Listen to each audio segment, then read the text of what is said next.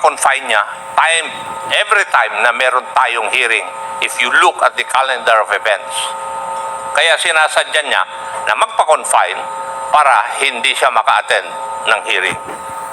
Marami pong salamat, Mr. Chair. Mr. Chair. Thank you, Congressman Akop. May I also make just a short manifestation as to avoid the public that because I get this impression, Mr. Chair, that our resource person, Colonel Grijaldo, wants to, at least impress upon the public that we are cornering him, that we are gagging up on him. Just want to make a manifestation, Mr. Chair, that earlier Chairman Akop asked him, or the chairman himself asked him if he needs a lawyer so we can provide one. Because he's been invoking his right against self-incrimination, and we understand that. That's a constitutionally guaranteed right.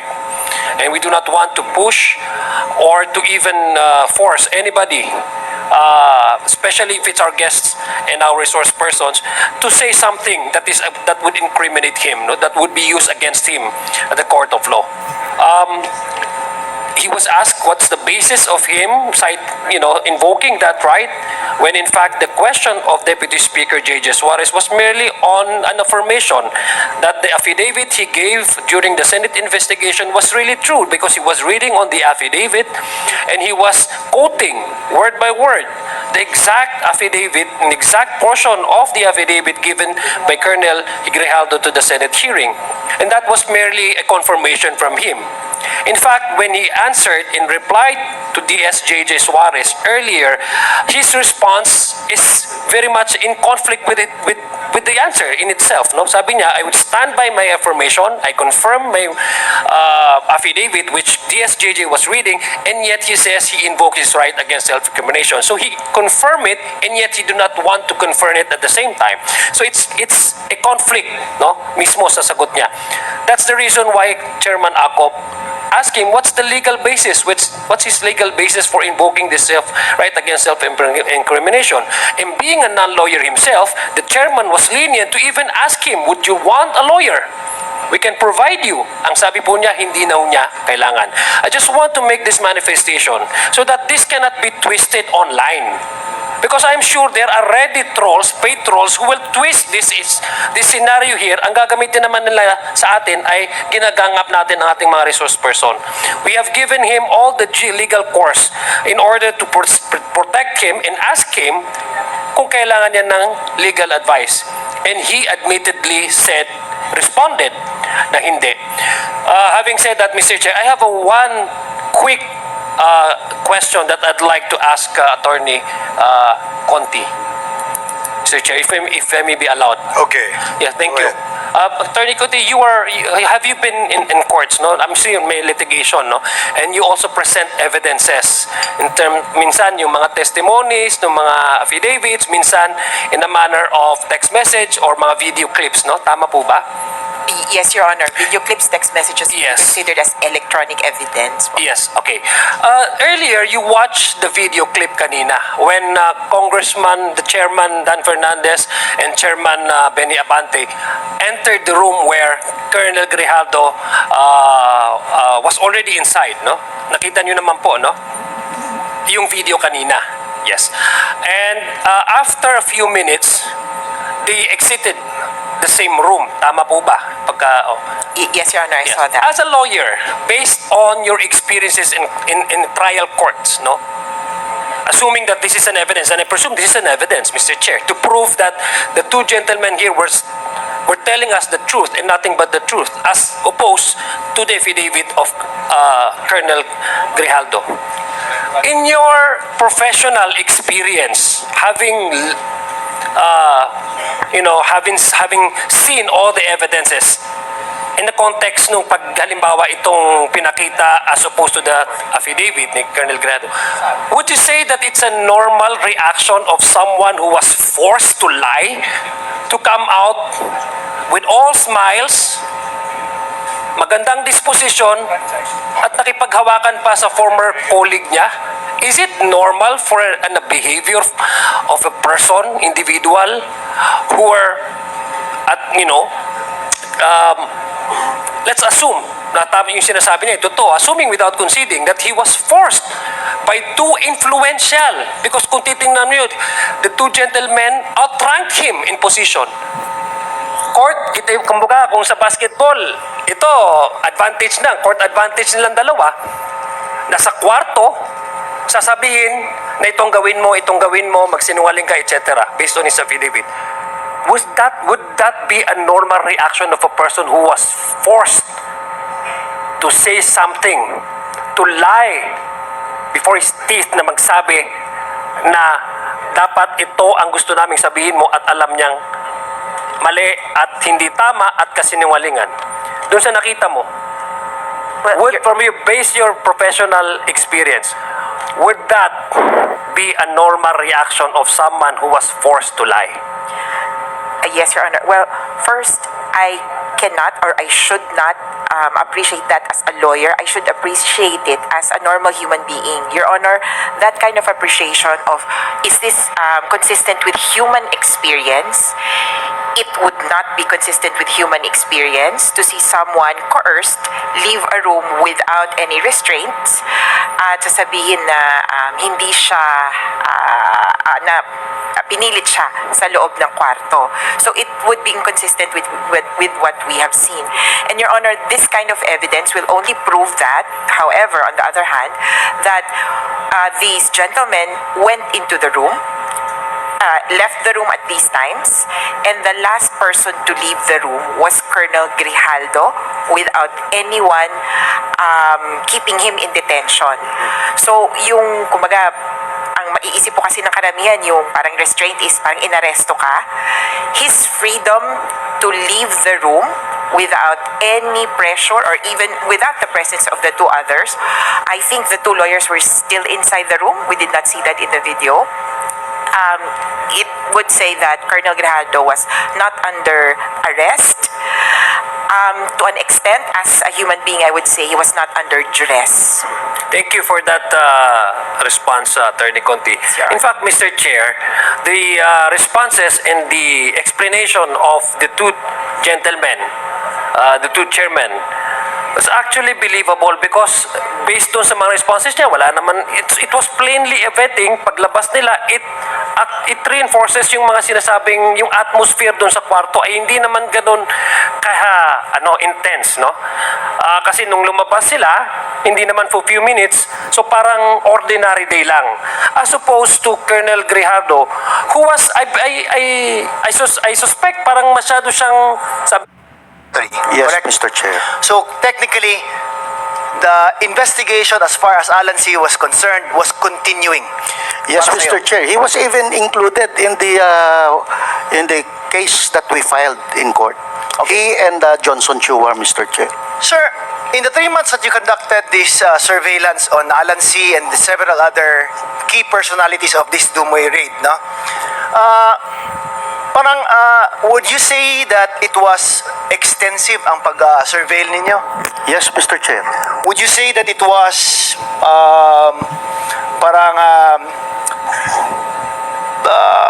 covered all bases po para sigurado kayong okay yung investigation ninyo? Yes, Mr. Chair. Although konti lang talaga ang personnel ng Pdea Regional Office 11, nagpatulong talaga kami sa police, particularly sa PACER, at kasama naman namin, sir, yung isang team ng AIDSOT under Colonel Asherto. So talagang nag-divide kami ng personalities, Mr. Chair, para tutukan talaga. Mr. Chair, just to emphasize, meron pa nga one of the, kasi every 6 o'clock in the morning ang palitan namin ng surveillance team on each and every persons of interest. There was a time, 5:30, galing sa Dumoy, 5:30 ng umaga, umalis, sir, yung isang incheck. So sinundan ng mga tao natin, dumiretso, sir, sa Cagayan de Oro. So wala na magawa yung tao natin, but dumiretso rin sa Cagayan de Oro. To tail him. Yeah, to tail him, kasi baka mawala eh. So ganun ka-extensive yung Yes, investigation Mr. Chair. ninyo. Now, question. If ganun ka-extensive yung investigation ninyo, bakit hindi nyo in-include sa investigation ninyo si Michael Yang?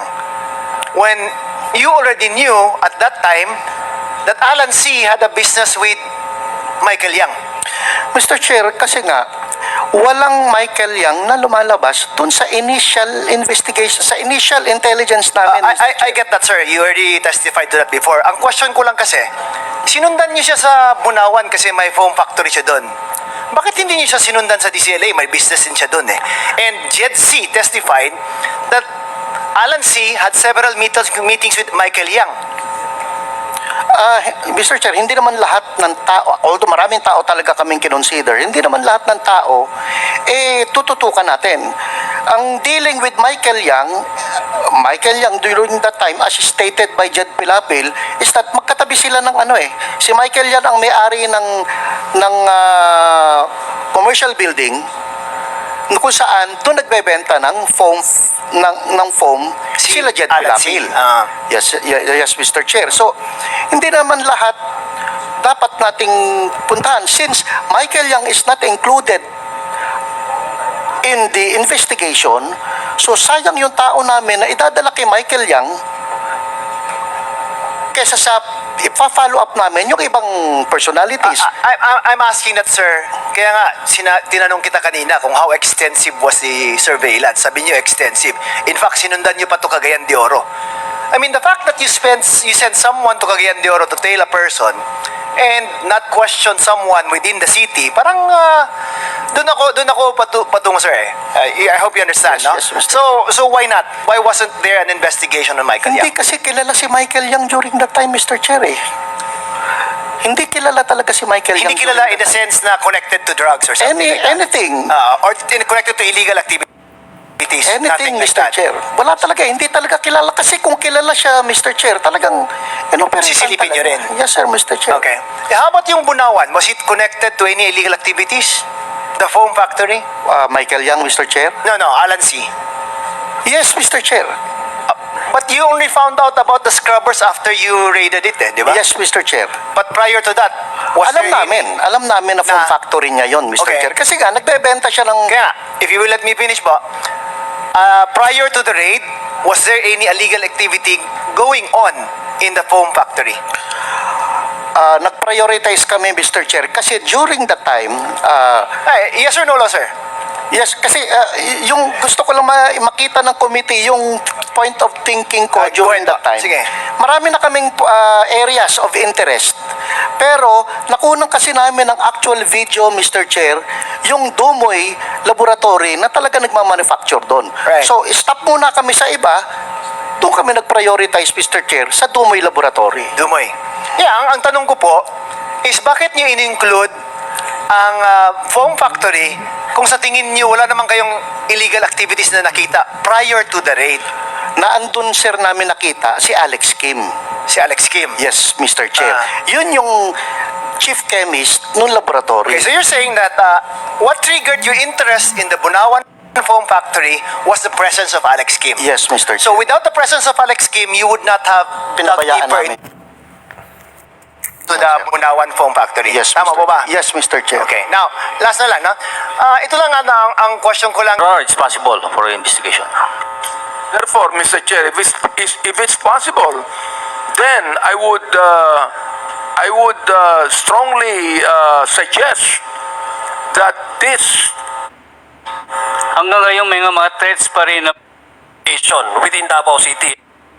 May mga pictures pang kasama doon sa spot report namin, Mr. Chair. Okay. And indicating doon yung mga baril na nakuha, Mr. Chair. Kung saan nakuha yung baril, kung nasaan yung tao, nandun lang, may complete picture yun, Mr. Chair. So I don't know if we are referencing to the same document because apparently Asek Gumban is reading on the paper, on the document that he's with him now, right now, and there's no signature, there's only one mention of a pistol, and we're talking about 6 Chinese nationals who were killed on the spot, and they were, according to Gen.Wilkins, they were quite, how many pistols would you recall?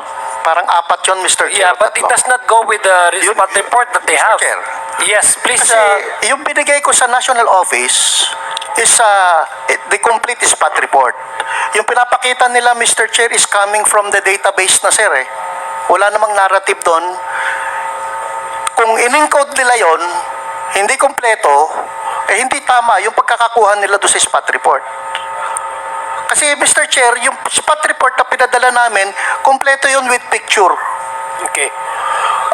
Maybe, Mr. Chair, kasi medyo late na rin po, just request, Mr. Chair, that if there's an available spot report, apart from what you're holding right now, Asik Gumban, maybe you can also locate this spot report and then show the committee, or whether that's the only spot report that you have as in relation to Dumoy raid. Except for the spot report, sir, we have also the logbook. And in the logbook, there was no mention of recovered pistol or recovered firearms. Do you have the logbook right now? Maybe, Mr. Chair. Yes, sir, we have submitted it last year to the committee. Okay.